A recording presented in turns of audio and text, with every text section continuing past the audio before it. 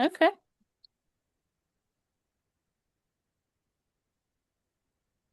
So, hey everyone. We want to thank you for being here. I like to get started on time. Before we get started, I want to make a point to our viewers. This presentation isn't just supposed to be about Lacan. It's supposed to be about you. We should get a few more people in shortly. Sometimes it takes a minute or two, but I always believe in starting on time. It's about your experiences, the things you see happening in your community, the barriers your family faces, and the things you believe need to change. I'm going to start with a quick question. Have you ever dealt with the system and thought, there must be a better way to do this?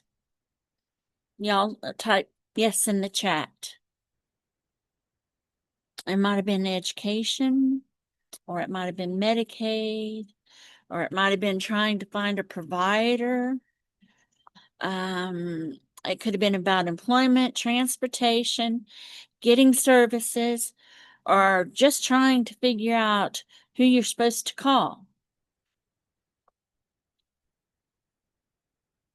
I know I felt like that way Yeah, many that times. I hear that feeling something needs to change is where advocacy can begin.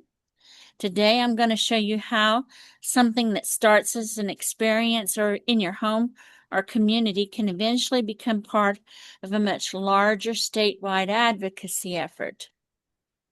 So the next slide shows you a list of the Lacan leaders across the state. We are Region 5. We're right smack dab in the middle. Region 1 covers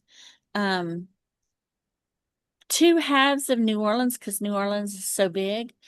The LDH splits, Louisiana Department of Health splits it in two halves. Well, we have one leader that covers both halves, but if you're not from Southwest Louisiana, Lake Charles area, there is a leader in your area. Exactly what is Lacan? Lacan stands for the Louisiana Council's Advocacy Network, and it's an initiative of the Louisiana Developmental Disabilities Council. I'm going to give you a less formal explanation, though. Lacan connects people who live the experience with the people who make decisions. That includes people with disabilities, family members, advocates, allies, legislators, and other policymakers. That's important because policymakers make decisions about systems every day, but they don't necessarily experience those systems every day. Many of you do. Lacan helps bring those two worlds together. So once more, put it in the chat. What's one system people with disabilities or their families have to navigate?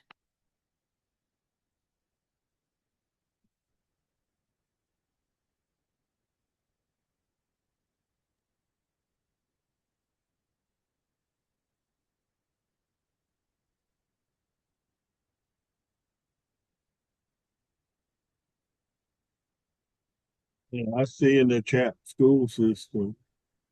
Isn't that the truth? Yeah, Well, and and I know there's more. oh, of course. But that's why Lacan addresses issues like education, home and community-based services, employment, healthcare, and other supports. And the important thing is you don't have to be a policy member, policy expert to participate. You bring something that we know is equally important. We call it lived experience. Sometimes people hear the word advocate and think, that's not me. They picture someone standing at the Capitol with a microphone, testifying before a committee. And yeah, that can be advocacy.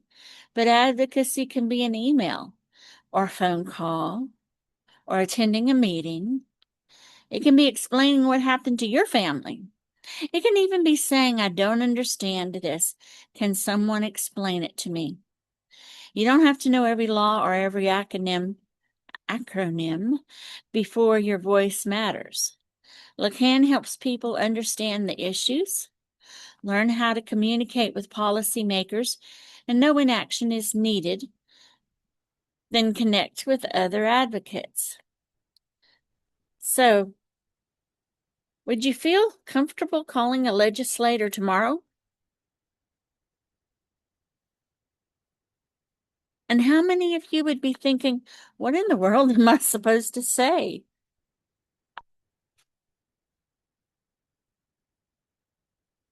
That's normal and part of why the network exists.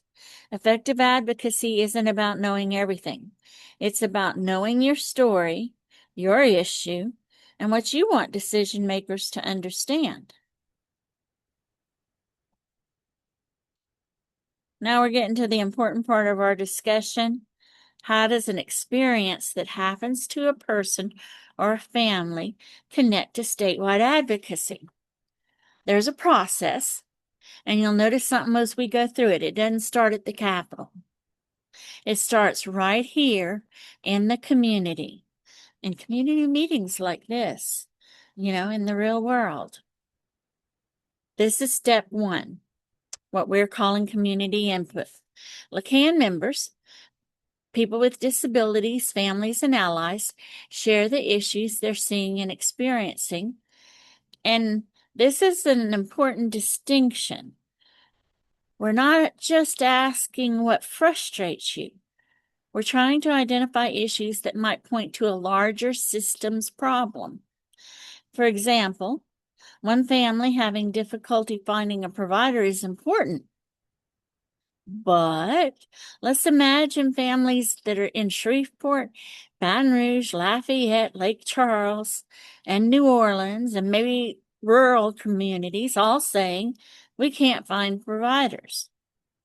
Now we're seeing something bigger. That's why individual stories matter so much. When we listen across Louisiana, patterns can emerge. So I'm going to give you just 20 seconds to think about this. What's one barrier affecting individuals with disabilities or families in your community right now? You don't have to worry about whether you have the solution. Just tell me a barrier. Type it in the chat. I just need one.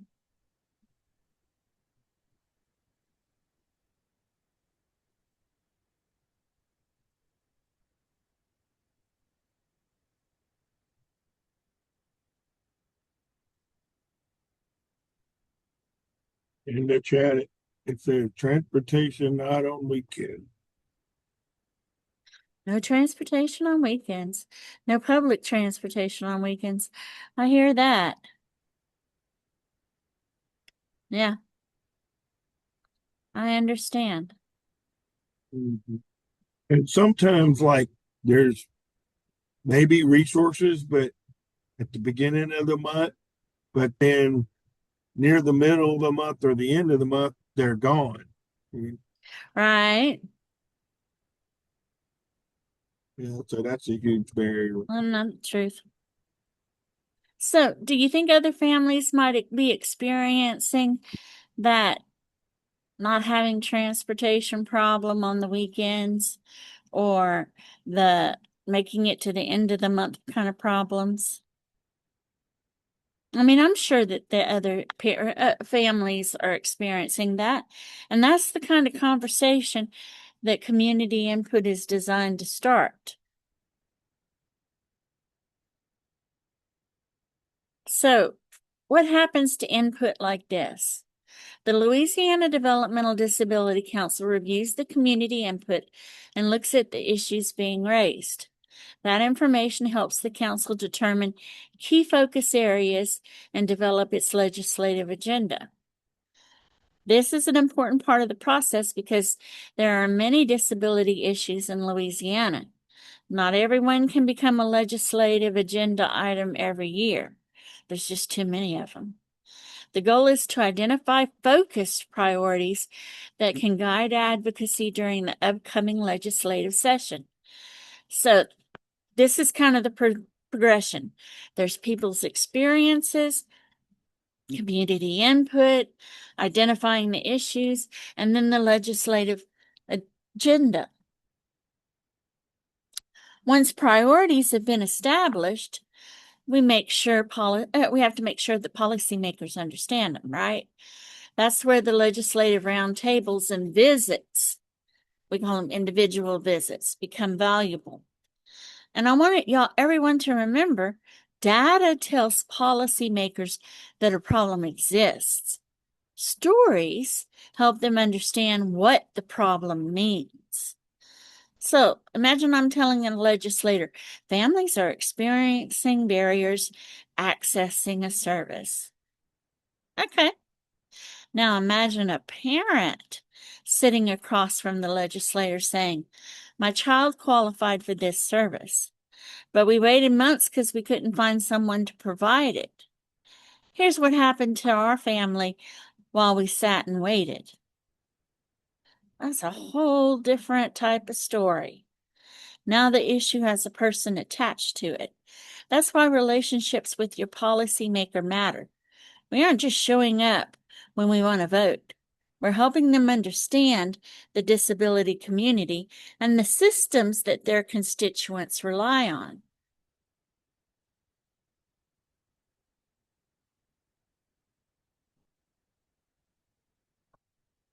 Then the legislative session begins. And that's where you're going to see advocacy becoming much more active. Lacan members may testify at committee hearings, call or email legislators, participate in Capitol visits, respond to action alerts, that's a big one, or attend Yellow Shirt Days. That's a fun one. If you're local to Lake Charles and you want one of those pretty yellow shirts, you get in contact with me and I'll hook you up. Maybe we can get pictures of you, driving to the Capitol or at the Capitol or wearing them during the round table or wearing them just watching the legislators. You can watch them on the computer. When lawmakers see those shirts throughout the Capitol, though, they know the disability community is present. Participation doesn't have to look the same for everyone. Maybe you're testifying, maybe you're not. Maybe you're at the Yellow Shirt Day with the crowd of yellow shirts. Maybe you're not. Maybe you can't travel to Baton Rouge. Maybe you send emails. All of those actions matter. The goal is to educate decision makers and advocate for the council's agenda items to become policy or receive the funding needed. This slide's probably the one idea I want you to remember after today. And you're going to get a copy of these slides after the webinar. Maybe not tonight, but for tomorrow for sure. Community input is not just something we collect. It gives advocacy direction. Look at everything we've just discussed. We've discussed the agenda. We've talked about the roundtables. We've talked about the individual visits. We've talked about the action alerts. We talked a little bit about the Yellow Shirt Days. We talked a little bit about committee testimony. Those activities ultimately trace back to identifying issues affecting people with developmental disabilities and their families. We want you to think of community input as a compass. Without hearing from people living these experiences, how do we know where advocacy needs to go? Now we've reached the part where I'm going to try to stop talking because if any community input starts with the community, we need to hear from people in the community. I want to think about beyond one individual situation and, things that might be happening across Louisiana. So I'm going to ask these one at a time. If you want us, how many of us are here, Wallace? So there's only one of us here. If you want, we can enable his microphone. Can we do that, Wallace?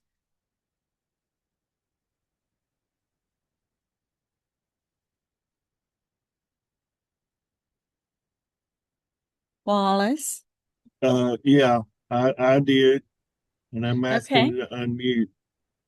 Okay, so you should see a thing asking you to unmute, or you can type things in the chat.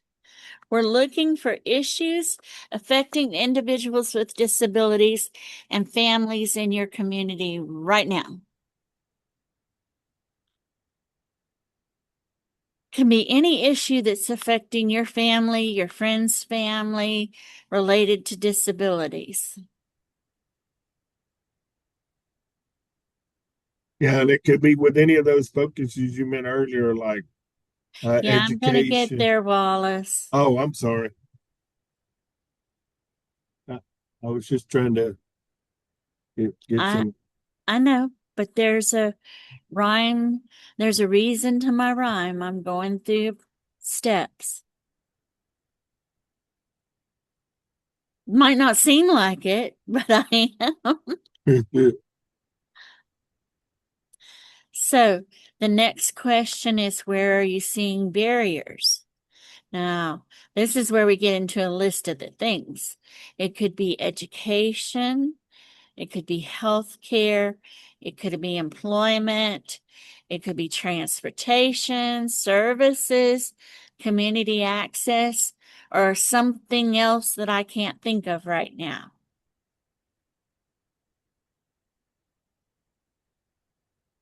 And I know one barrier that for me is tough is when you got all these forms to fill out and you seem to can't find anybody to help you fill them out.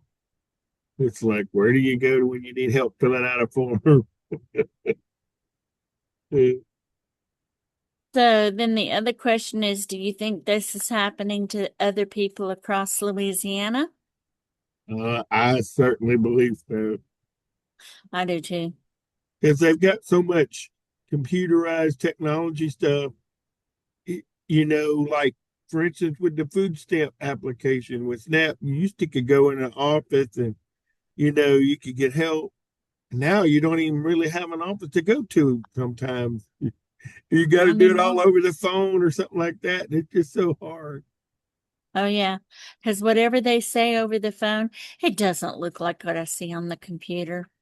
But that's Hmm. just one of my things. Okay, so discussions like this are important because they show patterns across the state when people speak up about things. And Wallace is going to include a community input form with the PowerPoint when he sends it to you, so that if you think of something after today, you can put it on that form.